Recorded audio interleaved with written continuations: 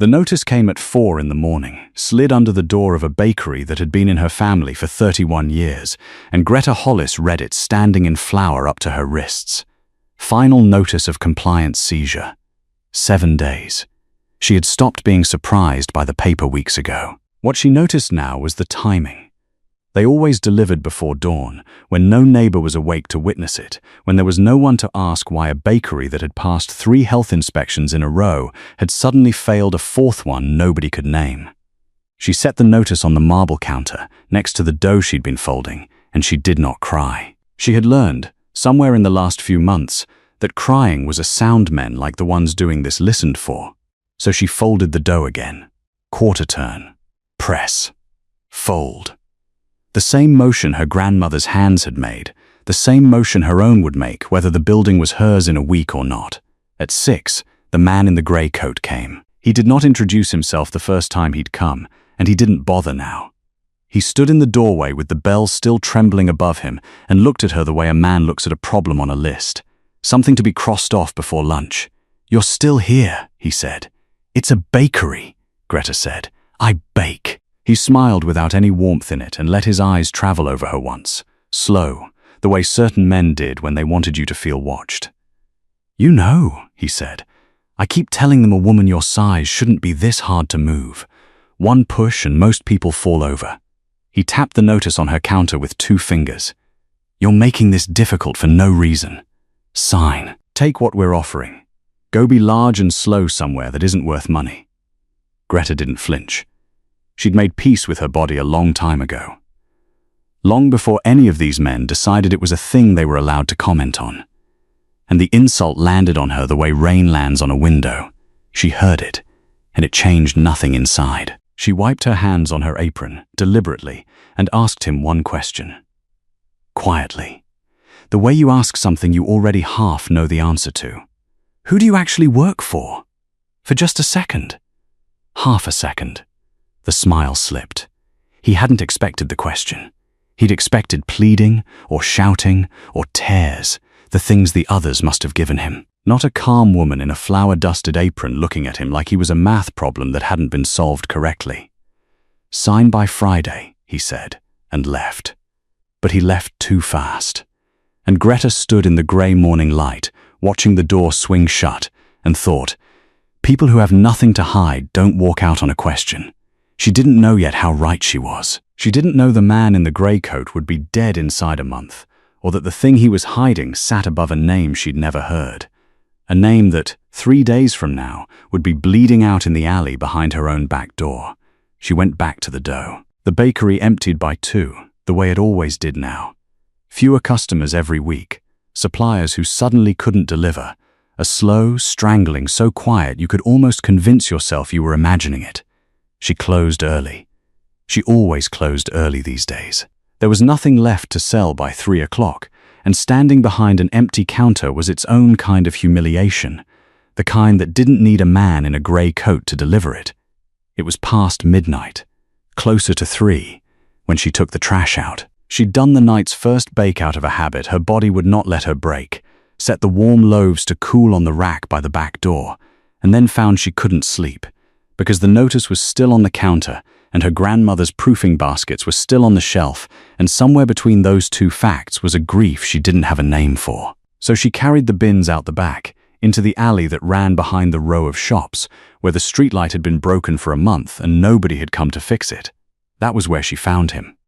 At first she thought it was more trash.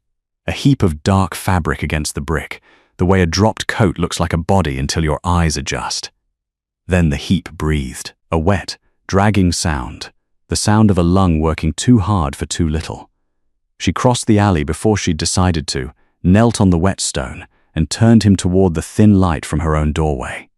A man. Older, silver in his hair, silver in the short beard, a face that even half destroyed had the kind of stillness that comes from a life spent being obeyed. Blood, dark and a lot of it, soaking the side of a coat that had cost more than her ovens. His eyes opened. They found her face and, strangely, did not panic. They studied her, fast, the way the man in the grey coat had studied the notice on her counter, assessing, calculating, deciding what she was. "Don't," he managed. The word came up with blood behind it. Don't call anyone. Most people, finding a dying stranger in an alley, call someone. An ambulance. The police. Anyone. Greta Hollis was not most people, and the city had spent the last several months teaching her exactly what calling someone got you. She looked at the blood. She looked at the broken streetlight that no one had fixed. She looked, for one long second, back at her own door. And at the cold pantry behind it, thick-walled, windowless, the one room in the building that locked from the inside. Then she got her arms under him, and she lifted. The pantry had been her grandmother's idea, built when the bakery was young. Thick stone walls to keep the summer out, a heavy door that locked from the inside because, the old woman used to say, a baker who can't protect her starter can't protect anything. Greta had never once thought of it as a place to hide a man.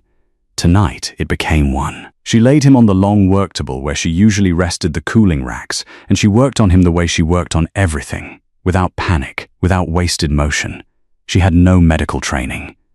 What she had was 30 years of hands that knew pressure, knew heat, knew when something was about to tear and how to keep it from tearing. She found the worst of the bleeding. She packed it with clean linen and pressed, and counted, and pressed, and somewhere in the counting the man's breathing stopped being a drowning sound and started being only a bad one. He watched her the entire time. Even half-conscious, even grey with blood loss, he watched her hands, and once, when she leaned in to tie the binding and her face came close to his, he said, very quietly, "You're not afraid of me?" "I don't know you yet," Greta said. Fear comes after knowing, usually. Something moved behind his eyes that might, in a healthier man, have been the start of a smile. She did not ask his name. She had noticed, in the way she noticed most things, that he had not offered it. And that a man who'd just been left for dead in an alley, and whose first word was, "Don't call anyone," was a man for whom names were not a small matter.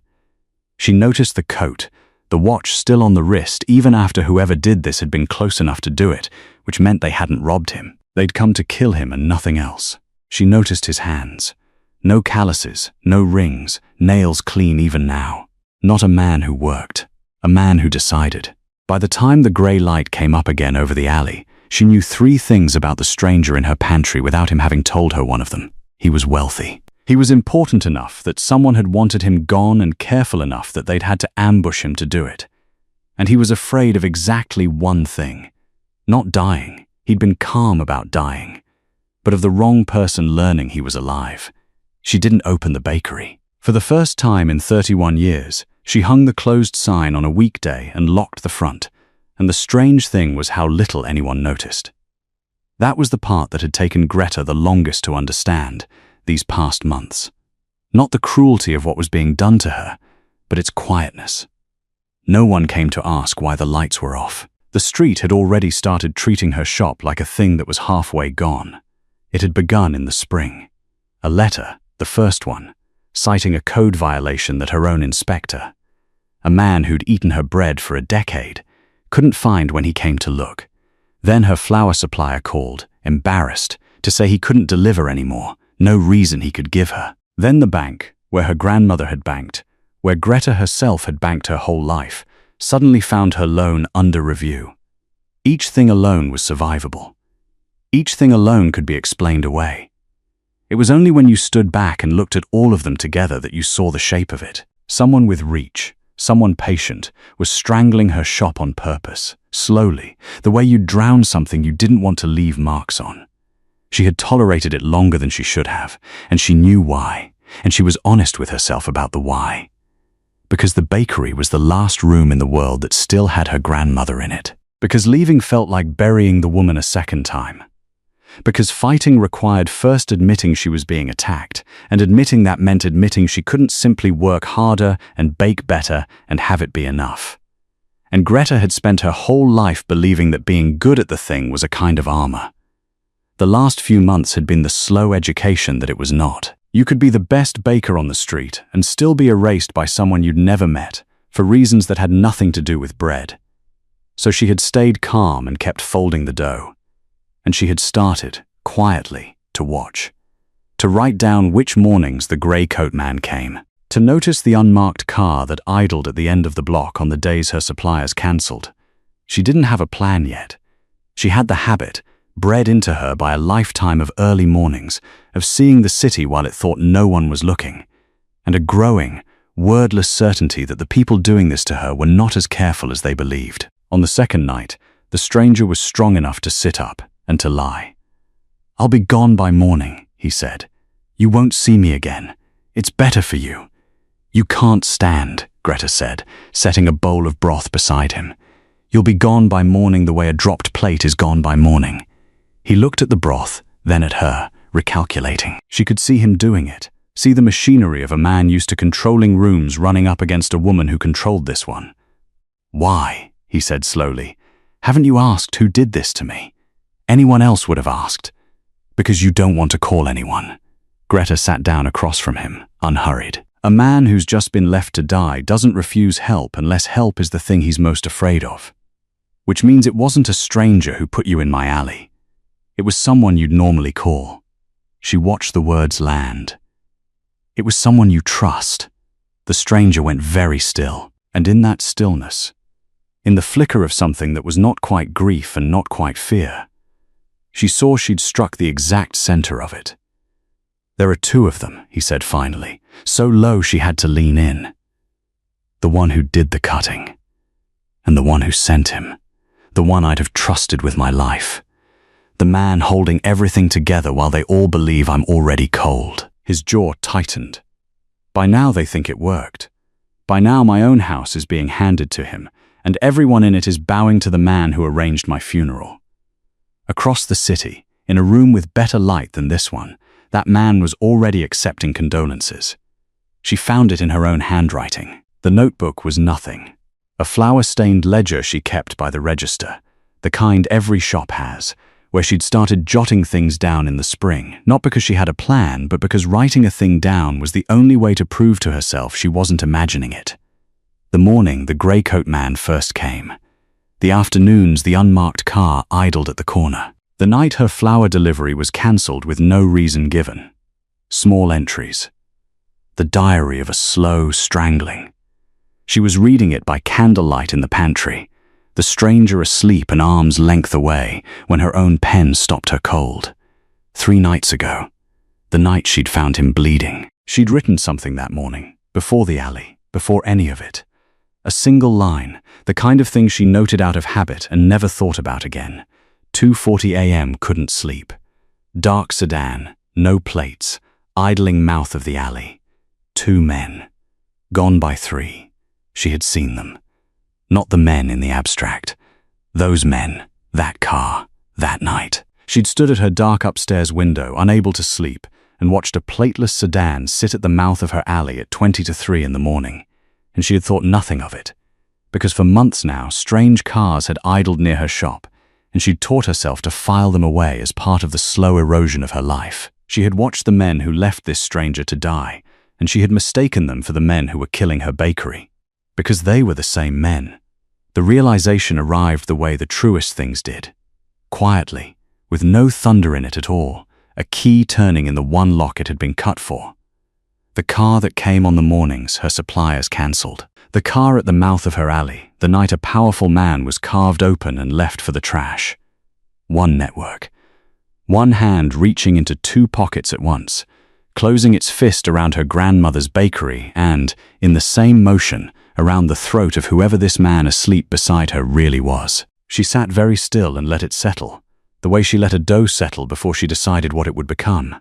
When she looked up, the stranger was awake, watching her in the candlelight with those calculating eyes. "You found something," he said. "I can see it on you." "The men who did this to you," Greta said. "Plateless sedan. 2 of them. They were at my alley at 2:40 the night you bled in it."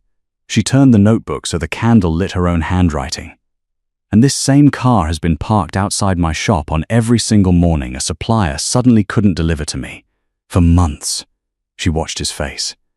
"Whoever is trying to erase you is the same person trying to erase me. They've just been doing it to me more slowly." The stranger did not say that's impossible. He did not say you must be mistaken. He read her handwriting in the candlelight, and Greta saw the machinery behind his eyes turn over and lock into place. Saw a man who had spent his whole life being lied to recognize, maybe for the first time in a long time, the specific shape of the truth. For months, he repeated softly. Since the spring, he's been liquidating, the stranger said, and it was not to her. It was to himself, a man assembling a betrayal he hadn't been alive long enough to assemble before. Quietly selling off the old holdings to raise cash, the small properties no one watches, the ones I never look at. Funding something. Funding this. His jaw worked. Your street. Your bakery. It was never about you at all. You were a line item. You were paperwork on the way to my funeral. I know what I was, Greta said, and there was no self-pity in it, only fact. I'm telling you what I am now. He looked at her then. Really looked. The way he had not yet allowed himself to. And what is that? The only person in this city, she said, who saw the car, wrote down the night, and can put those men at the mouth of that alley at 2:40 in the morning. Everyone else who could place them there is on their payroll, or afraid of them, or dead. I'm none of those things.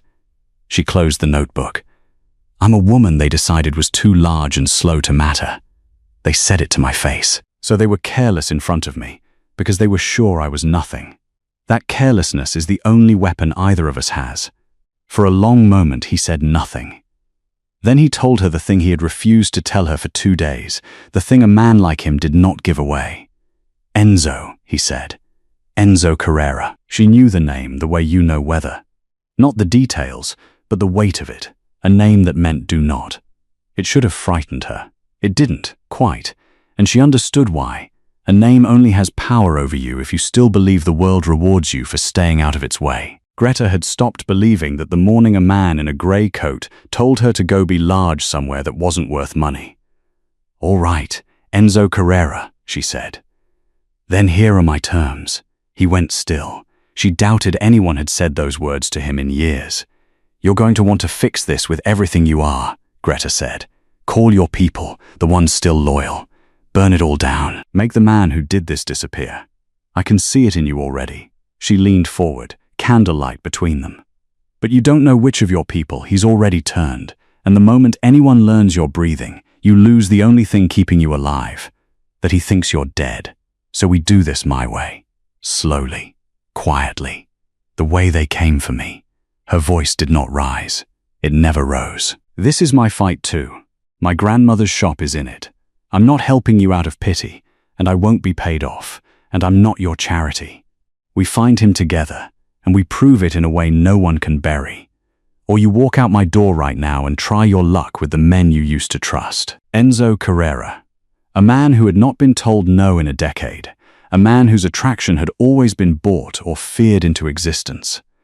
Looked at the heavy woman in the flour-dusted apron who had carried him out of an alley and was now refusing to be rescued by him, and felt, against every instinct he had, the first thing he had felt for anyone in years that he had not first arranged. Respect. Those are steep terms, he said quietly. They're the only ones I have, Greta said. Take them or don't. He took them. They built their case the way she built her bread. In the dark hours, by feel. One fold at a time. The pantry became a strange kind of workroom.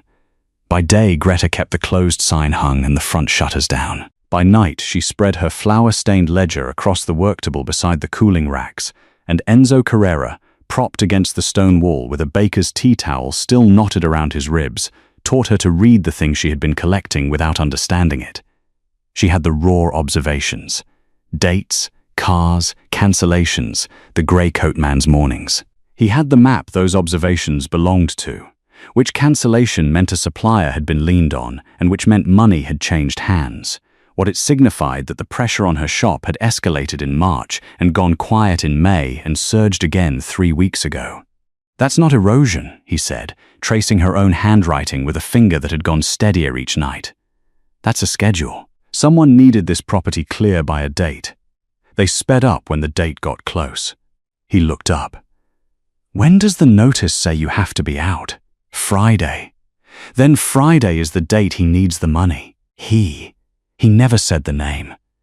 Greta had learned to leave the silence where the name should go and not push into it, the way you leave a proofing dough alone and trust it to rise on its own. But she had begun to understand the shape of the man inside that silence. A man Enzo spoke of, when he spoke of him at all, with the particular care of someone handling a thing he isn't ready to admit is broken. Gideon March, he said at last, on the fourth night, unprompted, as if the name had finally grown too heavy to keep holding. He's run my house for 19 years. He's the man I left in charge when I traveled. He's the man who'd have stood at my funeral and meant it. A muscle moved in his jaw. It can't be him doing this. It's someone using his channels, someone beneath him. Gideon would not. He stopped. He was a man who did not lie, and he had heard himself about to. Greta did not argue. She had learned that, too, that you cannot reason a person out of a loyalty. You can only lay the truth on the table and let them find it themselves when they're ready. So she only said, gently, "Tell me how his money moves. Not who you think he is, just how the money moves." And in tracing it for her, the holdings, the shells, the quiet sales of properties too small for a man like Enzo to ever notice, he found it himself. She watched it happen, watched him follow his own organization's money down through layers he'd never bothered to look at, the way a king never counts the coins in the smallest room of his house until the trail ran out at the bottom and stopped at a name on a deed. Her bakery. "It's one of mine," he said. The words came out hollow. "This building. The street." They're holdings I forgot I owned. Old things, bought decades ago, the kind of property you acquire and never think about again. He's been selling them off underneath me to raise cash without touching anything I'd notice. His eyes came up to her face, and for the first time since the alley there was something in them that looked like shame. "My people did this to you. My money. I have been bleeding your grandmother's shop dry for months to fund a coup against myself, and I didn't know your name until you carried me out of the trash." "You know it now," Greta said. "I do." He set the ledger down, and then, because he was who he was, because for 50 years the answer to every problem had been the same lever, and a powerful man reaches for the lever he owns. He said, "Let me end it. Tonight. One call. I still have people who'd answer to me over him, and I can have your violations erased, your suppliers back, the deed put right, before the sun comes up. You'd never have to fight any of it. You'd just have your shop back." He meant it as a gift. She could see that he meant it as the kindest thing he knew how to give. "No," Greta said. He blinked. "I'm offering to fix it. I know. And the second you reach for that phone, you stop being a dead man." She pulled a stool to the table and sat, so they were level. "Right now, the only thing keeping you alive is that Gideon March is certain you're cold in the ground. The moment one loyal man hears Enzo Carrera is breathing, that man tells another, and somewhere in that chain is someone Gideon already owns, and then they don't leave you in an alley to chance it next time. They make sure. You'd be trading my bakery for your life, and I won't take that trade, because it's a stupid one." Her voice stayed even, a baker discussing oven temperature. "We don't have the luxury of power yet. We have the luxury of being underestimated. You're a corpse, and I'm a fat woman too slow to matter. Nobody in this city is watching either of us. That's worth more right now than every man who'd answer your call. So we keep it. We stay invisible until we have the one thing that ends him in the open. And then it won't matter who he's turned, because the proof will be public and he'll collapse on top of it." For a long moment, Enzo Carrera looked at her. He had spent his life among people who wanted his power, to borrow it, to fear it, to be saved by it. He had never, not once, met someone who told him to put it down because it would get them both killed. Who was protecting him by refusing his help? "You're the most dangerous person I've met in 20 years, he said. "I make bread," Greta said. "Yes," he said. "I've decided that's the dangerous part." And the thing that passed between them then was not romance, not yet. It was steadier than that, and rarer, the recognition of an equal. She turned back to the ledger. He watched her hands move and did not look away. But Gideon March was not waiting in the dark with them. Believing his old master buried and his succession all but done, he had stopped being careful. By Friday morning, he no longer saw a reason to strangle the little bakery quietly. The man who might have asked questions was dead, and a corpse asks nothing. So the squeeze came into the daylight. Greta opened her shutters at dawn to find a city marshal's notice nailed to her own door in broad view of the whole street. Seizure advanced. Vacate by midnight. And parked at the mouth of the alley, in full sun now, plates and all, no longer pretending. The dark sedan, and a man in a grey coat leaning against it, watching her shop with the patience of someone who has been told there is no longer anyone left to stop him. She didn't wait for midnight. She decided that the woman who waited for other people to come to her door was the woman who'd spent the spring losing, and she was done being that woman. So Greta sent for the grey coat man herself. It was simpler than Enzo expected. She walked out her own front door in the afternoon light, crossed to the sedan at the mouth of the alley, and told the man leaning against it that she was ready to sign, but only to whoever was actually in charge, because she wasn't handing her grandmother's deed to an errand boy. She said it flatly, an insult wrapped in compliance, and she watched it work exactly the way she'd known it would. A man whose whole job is to be feared cannot stand to be called small. He'd be back after dark, alone, to prove he was the one who mattered. "You just invited the man who tried to kill me into your shop," Enzo said from the pantry doorway when she came back in. "I invited the man who carries the knife," Greta said. "There's a difference, and tonight I'm going to find out how big it is. Stay in the pantry. Don't make a sound, no matter what you hear. If he knows you're alive, this is over." She set a chair in the middle of the dark shop front, facing the door, and she waited with her hands folded, calm as Sunday. He came at 10. His name, it turned out, was Marek, and without the daylight and the errand to hide behind, he was worse. A man who'd grown bored of pretending. He didn't bother with the deed. He sat across from her in her own shop and looked at her the way a cat looks at something already caught. "You don't really want to sign," he said. "You want to know things. They all want to know things. At the end." He spread his hands, generous, untouchable. "Fine. Ask. There's no one left to tell."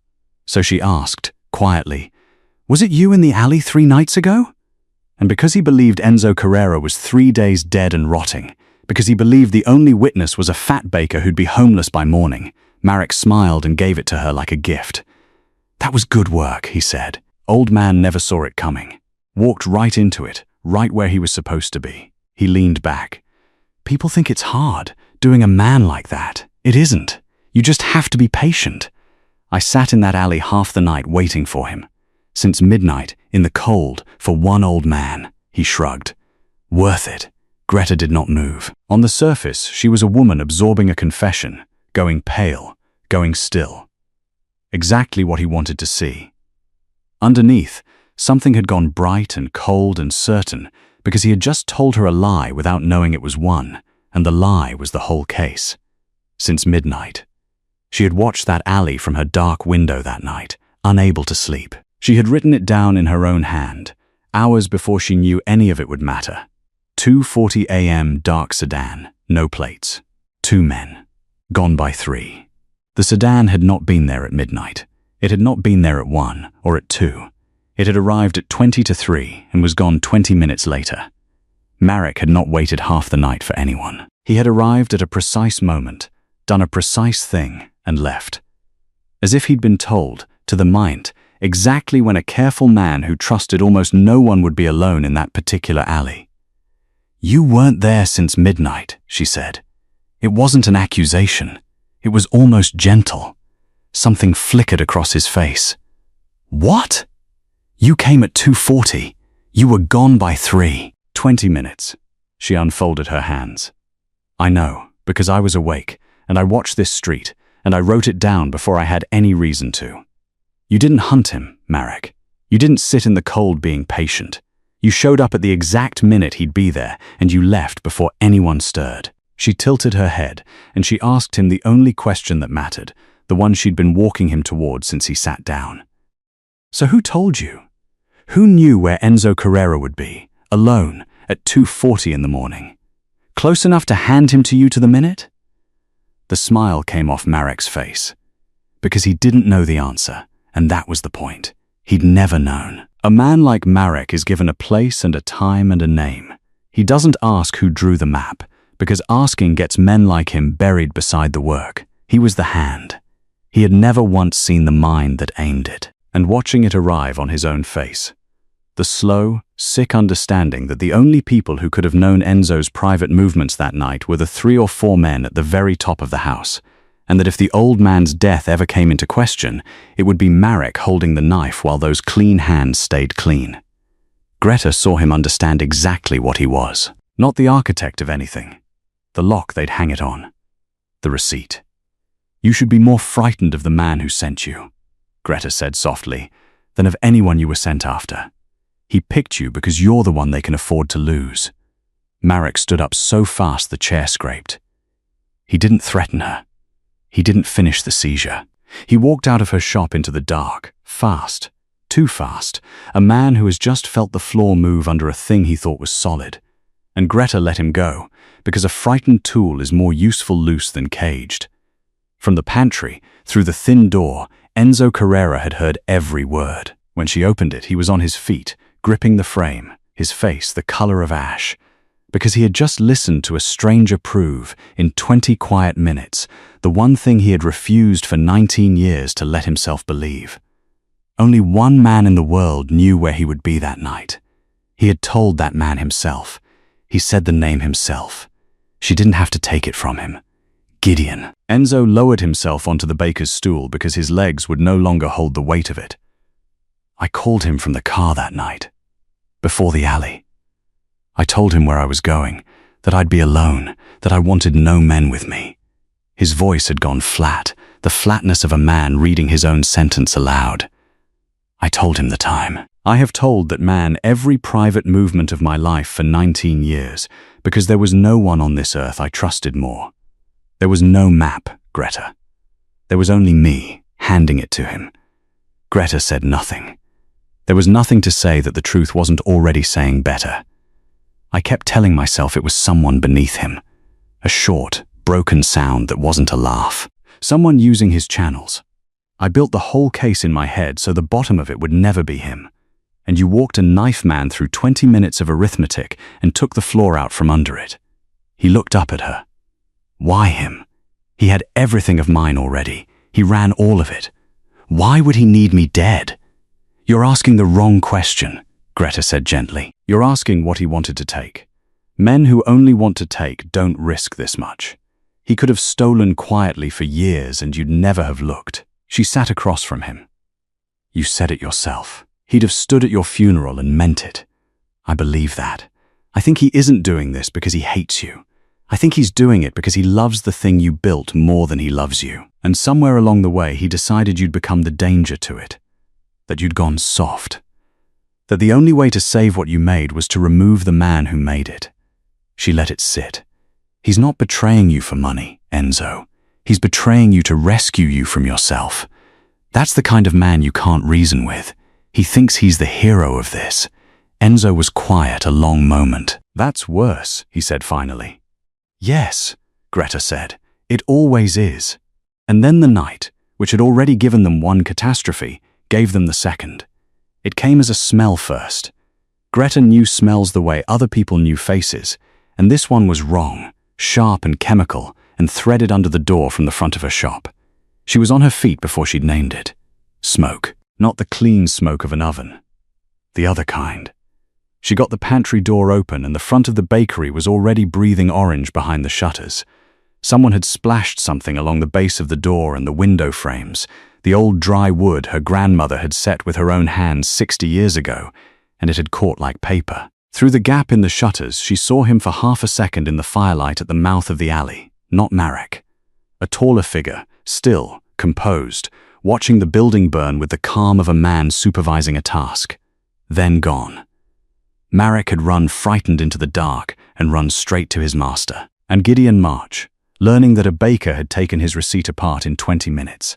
Learning that somewhere a thread had come loose, had done the efficient thing. You don't argue with a loose thread.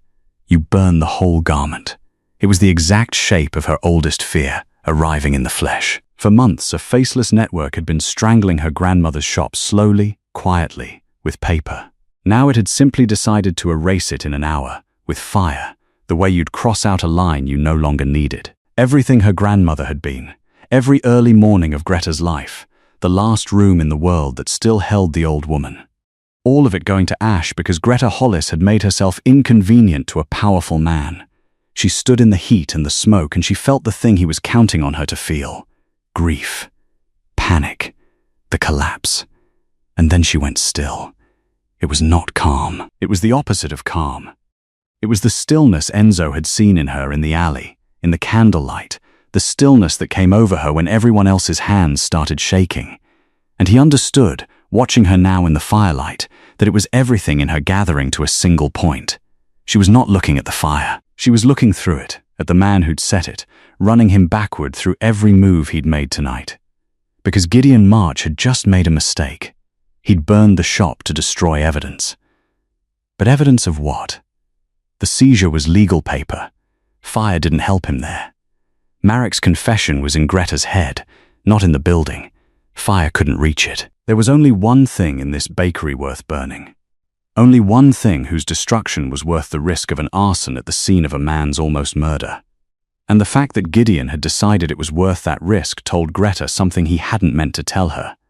That somewhere in this building, without her even knowing it, there was a physical thing that could put him in that alley. A thing he needed gone badly enough to light a fire, to be sure. He wouldn't burn down a bakery to destroy a witness's memory. He'd burn it to destroy an object. Enzo. She turned from the fire, and her voice was perfectly level. He didn't come back to kill us. He came back to burn something. There's something here that can hang him. Something real. Something I can hold up in a room. And he knows what it is, and I don't, yet. She was already moving, already pulling Enzo into the pantry, the one room her grandmother had built of stone against exactly this kind of night. The fire was eating the dry wood at the front, but the thick walls back here only grew warm. So I save what I can, and I sort out what mattered later. She took her flour-stained ledger off the shelf and pushed it deep into her coat. Her eyes went round the little stone room. The proofing baskets, the cooling rack, and the torn half-loaf from the alley still sitting where she'd set it 3 nights ago and forgotten. She swept it up too, without ceremony, the way a baker can't leave her own bread to burn.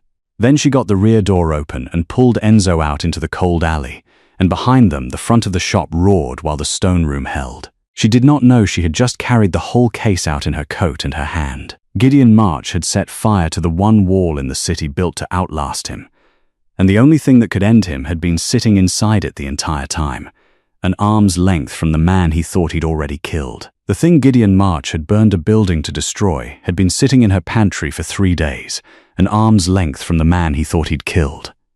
And now it was in her coat pocket. Greta had understood it on the floor of the alley behind her burning shop, with Enzo beside her and the heat at her back. Understood it the way a proof arrives, all at once. The first night, dragging Enzo's dead weight out of the dark, she'd seen a half loaf of her own bread lying near him on the whetstone, torn, one bite gone, and she'd assumed in the chaos that he'd carried it from somewhere. She'd picked it up out of pure habit, the way a baker cannot leave her own bread in the gutter, and it had gone into the pantry with his bloodied coat and stayed there, unremarkable, while everything else happened around it. It was not unremarkable. It was the whole case, and Gideon had set fire to the wrong room to kill it. Because that loaf had not come from a shop. It had come from her own cooling rack by the back door. The rack where she'd set the night's first bake to rest in the open air, warm, a little before 3 in the morning. Marek, sitting in the cold from 20 to 3 with nothing to do but wait for one old man, had reached over her low fence and taken a warm loaf off her rack, eaten half, and dropped it when the work began. He'd left his appetite at the scene. And bread, unlike men, cannot be coached on what to say. She did not go to the police, who answered to money, or to Enzo's army, which had already bowed to the man who'd buried him.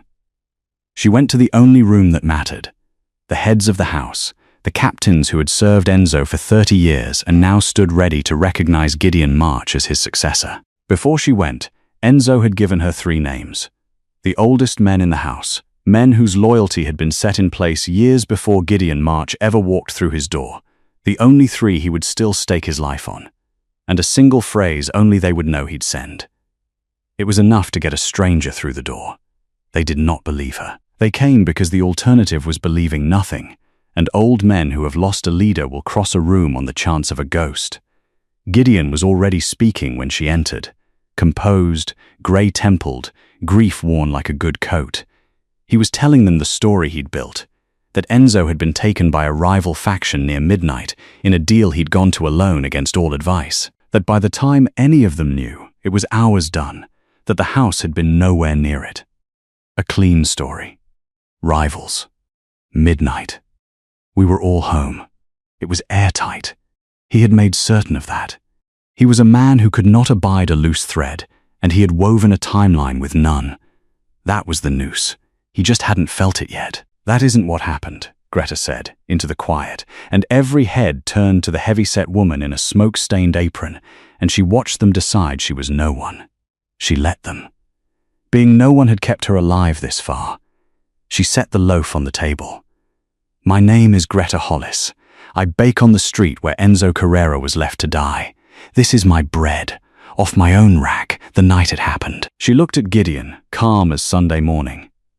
You said midnight. You said rivals. You said no one from this house was near that alley. She turned the loaf so they could see the torn edge, the single bite. Bread can't lie the way men do, because it doesn't know it's being asked a question. Tear a loaf while it's still warm from the oven and the crumb stretches and pulls and sets one way. You can see the stringing in the break. Tear it after it's gone cold and it snaps another way entirely. Clean, dry, a different face to the break. Any baker in this city will read it the same, and you can carry it to 10 of them tonight and ask. This loaf was torn open and bitten while it was still warm. Within the hour it left my oven. She set her flour-stained ledger on the table beside it, open to the page, the soot still on its edge from the fire it had just survived. And I log every batch by the minute, the way I've logged everything for 30 years. This bread came out of my oven at 2:10 that morning. It was warm for an hour, no longer. So whoever tore it and ate it in my alley did it between 2 and 3 in the morning. Not at midnight and not at dawn. She let the number land. A man of this house sat in the cold in my alley, eating my bread at the exact hour Enzo Carrera was opened up and left for the trash. The room had gone very still. So I have one question. She did not raise her voice. She never raised her voice.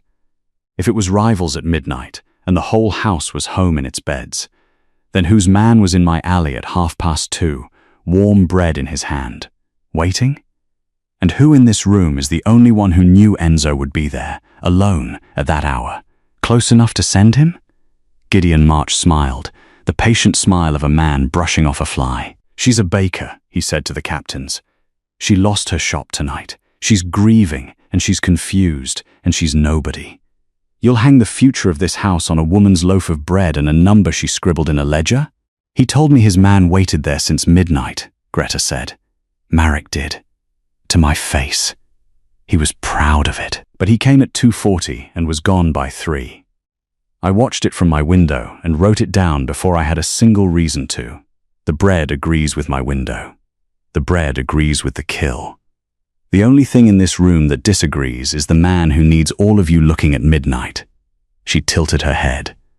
An honest timeline doesn't break when you push one loaf of bread against it, Mr. March. Only a built one does. And you built yours too well. You left no room in it for the truth to fit, so the truth had to come in from outside, on my cooling rack, 3 nights ago, while you were writing your eulogy. She had not accused him. She had simply removed every place left for him to stand. And the captains. Old men who had felt, all night, that something in the clean story sat wrong. Turned, slowly, from the baker to the deputy, and Gideon March felt the floor he'd been so careful to lay begin to tilt under him. He reached for the last thing he had. Enzo is dead, he said, and there was the first crack in the calm, the first thread come loose. Whatever this woman thinks she. No, said a voice from the dark at the back of the room. I'm not. Enzo Carrera stepped into the light. He came in slowly, one hand still at his bound ribs, grey and thinner than they'd ever seen him, but upright and alive, and looking at Gideon March with the terrible patience of a man who has heard, from a pantry, every word of his own funeral. The room came apart around him. Captains were on their feet, and Gideon, who had built 19 years of trust and a perfect airtight succession and a clean story with no loose thread, stood looking at the one impossible thing his control could not survive, the dead man, breathing in the doorway. He did not run. There was nowhere in the story he'd written for a living Enzo to go. His own machine had no room for it, and it closed on him the way it would have closed on anyone, without a single hand being laid on him. He simply stopped being the next head of the house and became, in front of every man who'd been about to kneel to him, exactly what he was: the hand that aimed the knife. Undone by a loaf of bread, and the woman they'd all agreed was no one. The captains offered her things after.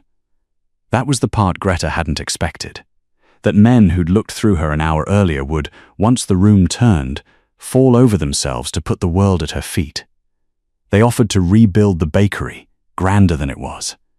They offered money, a number large enough that she heard one of them say it twice to be sure she'd understood. They offered the deed back with the violations erased and a man posted at her door so no one would ever trouble her again. They offered, in the particular language of powerful people, to make her one of them, to reward the woman who'd saved the house by absorbing her into it.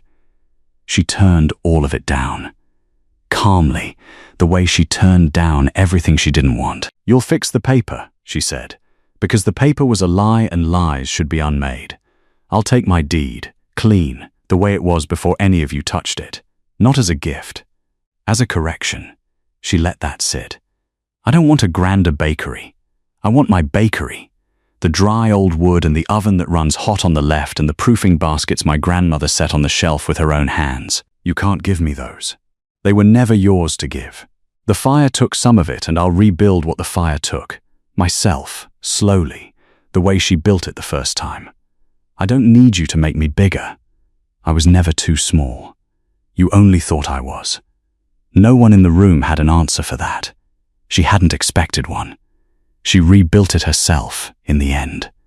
It took the better part of a year. The insurance was slow, and the wood was hard to match, and she did most of the sanding with her own hands in the evenings after a day of baking out of a borrowed kitchen.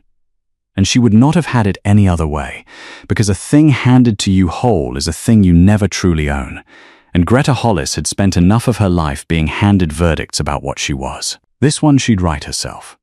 When the bakery reopened, the bell above the door was the same bell. The bread was the same bread. The woman behind the counter had not gotten smaller, or quieter, or more grateful. She'd simply stopped, somewhere in that alley, believing the world's estimate of her was the true one. Enzo Carrera came on the morning she reopened. Not with men, not with the weight of his name. Alone, healed now. The silver in his beard, the only thing the ordeal had left on him. He bought a loaf like anyone else, and stood at the counter while the early light came through the new glass, and for a while neither of them said the thing. "You could have let me fix all of it that first night," he said finally. "One call. You'd have skipped the fire. The year of sanding. All of it. I know. Why didn't you?" "Because then it would have been your bakery that I worked in," Greta said. "And I'd have spent the rest of my life knowing I was kept, not standing.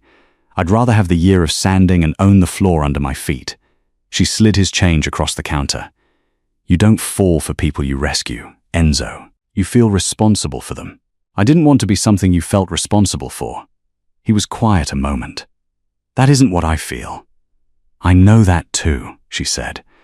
"That's why you're here buying bread instead of sending it." What was between them now had taken the long way. Through a pantry, through a fire, through a room where she'd dismantled the most powerful man either of them knew with a loaf of bread and refused, the whole time, to be saved by the man she was saving. It had stopped at respect and only then, slowly, become something more, which is the only direction that lasts. He did not offer her his world. She would not have taken it. He offered her his company, as an equal, at her counter in the mornings. And that she took, on her own terms, the way she took everything she actually wanted. The recognition came, eventually. The street filled back in. The suppliers returned, embarrassed, and she let them. New customers came because the story had traveled the way stories do. The baker who'd hidden a dead man and caught the one who tried to kill him. She accepted the recognition the way she accepted the mourning.